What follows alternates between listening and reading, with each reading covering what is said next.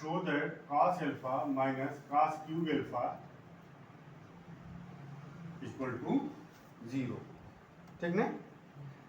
तो हम cos alpha पहले निकाल लें। कैसे निकालेंगे? देखो ये यहाँ देखो,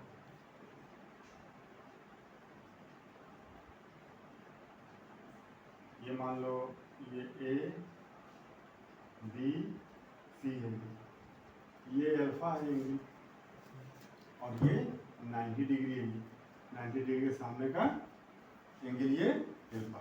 तो ये क्या हो जाएगा? ये बेस हो जाएगा और ये बेस हो जाएगा, ये परपेंडिकुलर हो जाएगा और ये हाइपोटेनस हो जाएगा। तो देखो गिवन क्या है, साइन एल्फा इक्वल टू 1/2 और साइन एल्फा क्या होता है? यहाँ पर साइन एल्फा क्या होगा? बेस अपान, बोलो, sine alpha equal to perpendicular upon hypo, perpendicular, पता है ना? बोलो, परपेंडिकुलर अपान हाइपोटेनस। ठीक, तो अब बताओ परपेंडिकुलर कितना हो गया?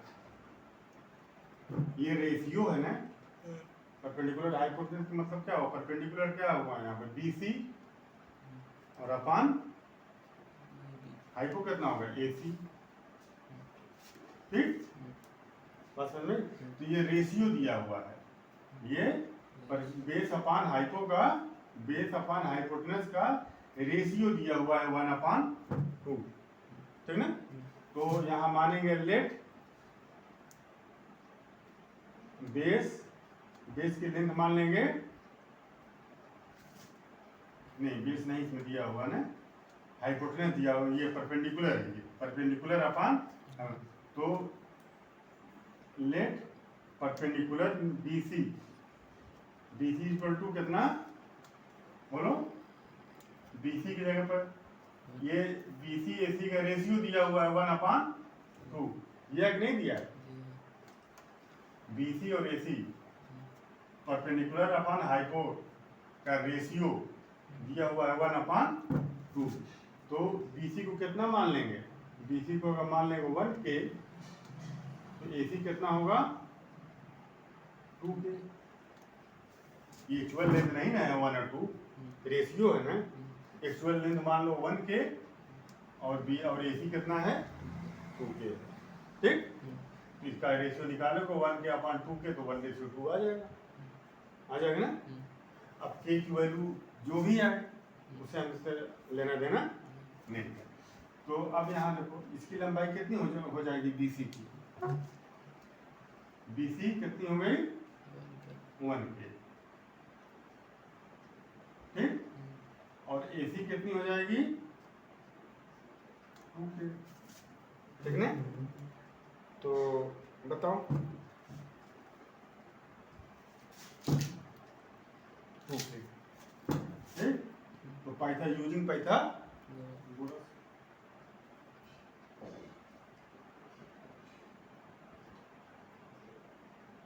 Theorem,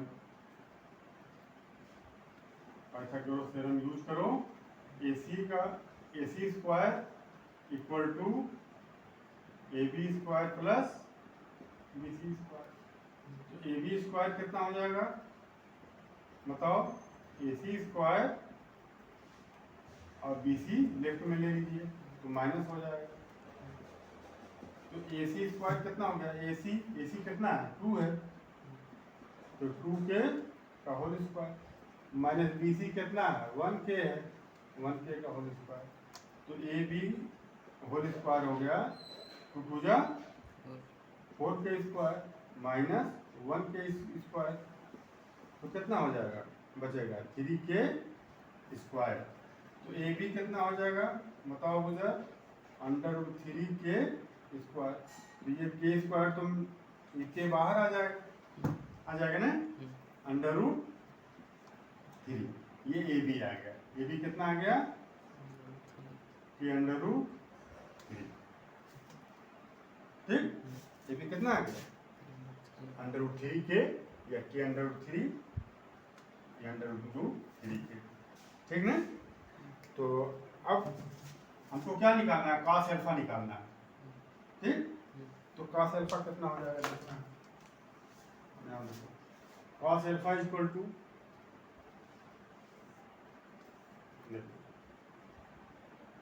cos alpha equal to base upon hypotenuse. Base क्या है, ए बी, हाइपोटेन्यूज कितना है, ए सी। बेस के जगह लिखेंगे के √3 के और अपॉन हाइपोटेन्यूज के जगह 2 के से के cancel, cos alpha equal to √3 upon 2 आ गया। बोलो आया कि नहीं आया।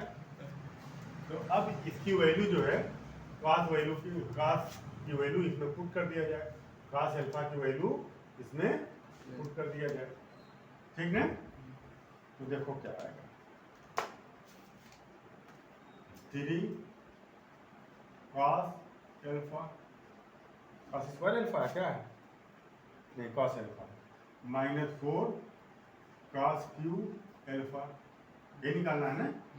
देखो लेफ्ट हैंड साइड, तो 3 इंटू cos अल्फा के जगह कितना लिखें, √3 अपॉन, बोलो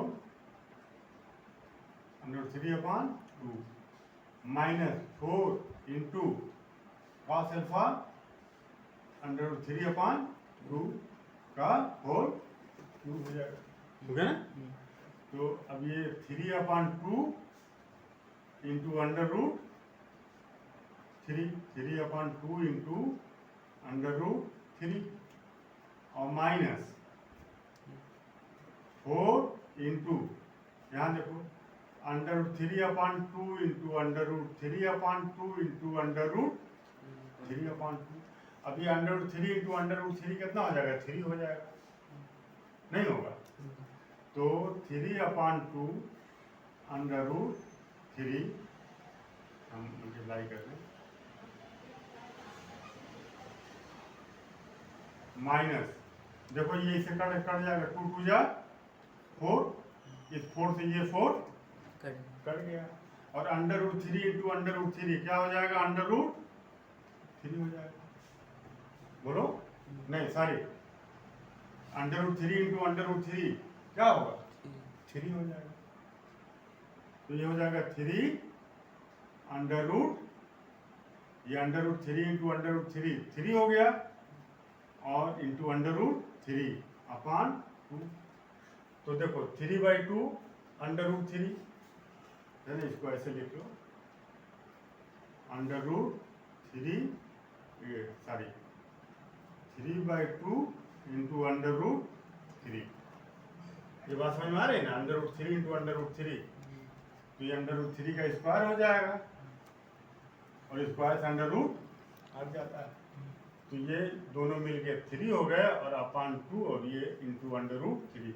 अब ये देखो ये पूरा पॉजिटिव है, 3 अपॉन 2 √3, और ये नेगेटिव है 3 अपॉन 2 √3, ये दोनों क्या होंगे, कैंसिल आउट हो जाएंगे, कितना आ गया, 0 हो गया, ये राइट हैंड साइड आ गया।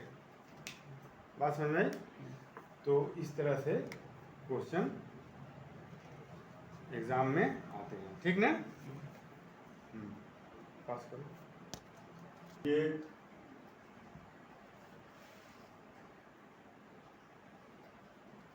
ABC ये ट्रायंगल है, और ये राइट एंगल ट्रायंगल है, ये एंगल A है, ये एंगल C है, ये एंगल C।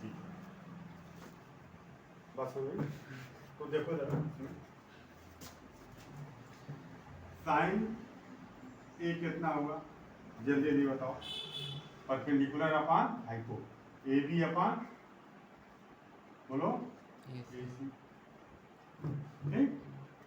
और cos A कितना हो जाएगा, बोलो cos A कितना होगा, हाँ परपेंडिकुलर बेस अपॉन हाइपो, ठीक, और tan A कितना होगा, perpendicular upon base, BC upon AB। इसी तरह से बाकी ट्रिग्नोमेट्रिकल रेशियो आप निकाल लेंगे। साइन ए का अपोजिट कोसेक है, cosec A equal to AC upon AB, sec A equal to AC upon AB, cos AB नहीं, sine A equal to perpendicular upon hi कौन है, तो BC होगा नहीं है? तो कोसेक ए कितना हो जाएगा, AC अपॉन BC, सेक ए कितना होगा, cos ए का अपोजिट इनवर्स, तो कोसेक ए AC अपॉन AB हो जाएगा। अब काट ए कितना होगा, AB अपॉन BC हो जाएगा। ठीक, अब देखो अगर मैं तुमसे ये पूछूं कि एंगल C बताओ, ये साइन C की वैल्यू क्या होगी, साइन C की, तो अब जब हम इसको, ये तो 90 डिग्री है, इसको जब हम निकालेंगे साइन C जब हम लेंगे तो इस C के सामने का आप क्या हो जाएगा, परपेंडिकुलर हो जाएगा, ठीक है। और C और 90 डिग्री, ये B तो 90 डिग्री एंगल है, इन दोनों से लगा हुआ R क्या हो जाएगा, नहीं, हाँ बेस हो जाएगा, ठीक ना, समझ में आ गया। देखो जिस एंगल को हम लेंगे उसके सामने वाला R परपेंडिकुलर होता है। यहाँ साइन A लिए हैं, एंगल A लिए हैं, तो BC क्या था, परपेंडिकुलर था। यहाँ C लिए हैं तो ये परपेंडिकुलर हो, तो साइन C कितना हो जाएगा, परपेंडिकुलर अपॉन हाइपोटेनस, तो अब यहाँ परपेंडिकुलर AB हो जाएगा, AB upon AC, AB upon AC हो जाएगा ना। ठीक उसी तरह से cos C कितना हो जाएगा, cos क्या होता है, बेस अपॉन हाइपोटेनस, अब बेस कितना हो जाएगा, BC, BC अपॉन AC, तो और tan कितना हो जाएगा, tan C, tan क्या होगा, परपेंडिकुलर अपॉन बेस, तो इसके लिए परपेंडिकुलर ये हो जाएगा AB,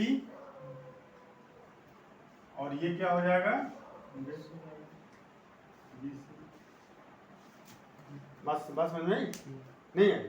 अच्छा, अब बाकी ट्रिग्नोमेट्रिकल रेशियो निकल जाएगा। साइन C कितना हो जाएगा, AC अपॉन AB, सेक C हो जाएगा AC अपॉन BC, और tan C, cot C BC upon AB हो जाएगा।